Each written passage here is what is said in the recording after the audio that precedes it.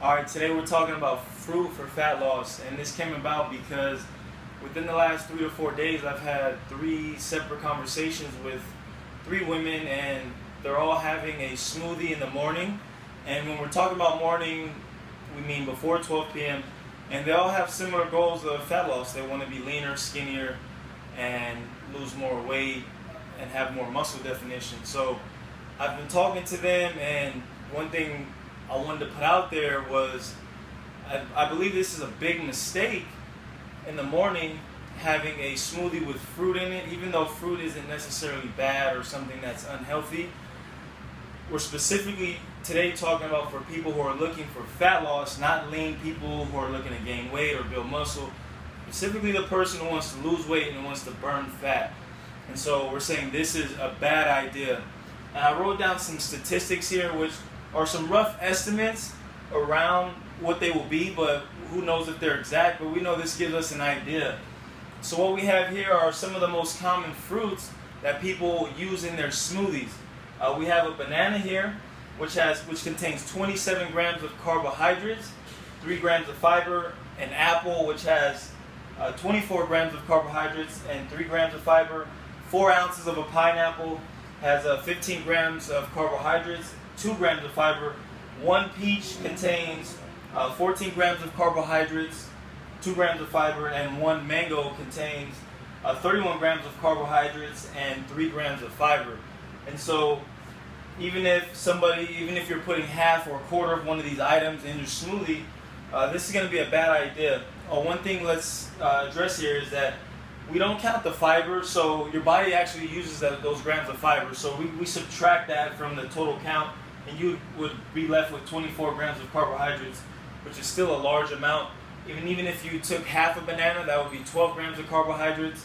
And the reason that's not a good idea, especially before lunchtime, is that those grams of carbohydrates are going to be broken down in either glucose or fructose. And guess what your body's going to do? It's going to use that sugar for fuel, for energy. And so guess what's going to happen with your body fat? Your body's going to store it. It's not going to use it for fuel or energy. So your body's going to hold on to the fat that you're trying to lose, and it's going to use the sugar from the fruit as energy throughout the day.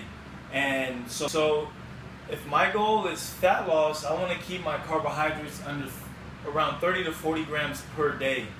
And so we can see how a smoothie in the morning with half a banana, maybe a quarter, half an apple, and some vegetables, I'm already starting my day with a high carb count, which is going to really set me up for failure for the rest of the day, because I know that I'm going to have some more carbohydrates throughout the day. What do I replace this with? We're going to eliminate the fruit smoothie as your first option in the morning. We're going to replace that with a cup of coffee or tea with 1 to 2 tablespoons of coconut oil and cinnamon, which helps with insulin sensitivity.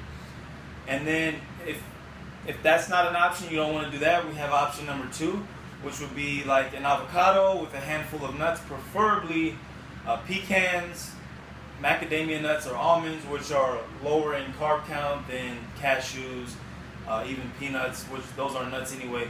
So we have those 2 options. We want to increase our good fats in the morning, eliminate the fruit. We're going to push the smoothie back to 3 or 4 p.m. as our body's insulin sensitivity gets better, and we're going to replace the fruit here with a handful of blueberries or raspberries, which have a lower amount of sugar and are lower on the glycemic index, so they don't spike your blood sugar levels as much. So that's what we're going to do. Alright, if you have any questions, leave a comment in the box below. We'll see you next time. Boom!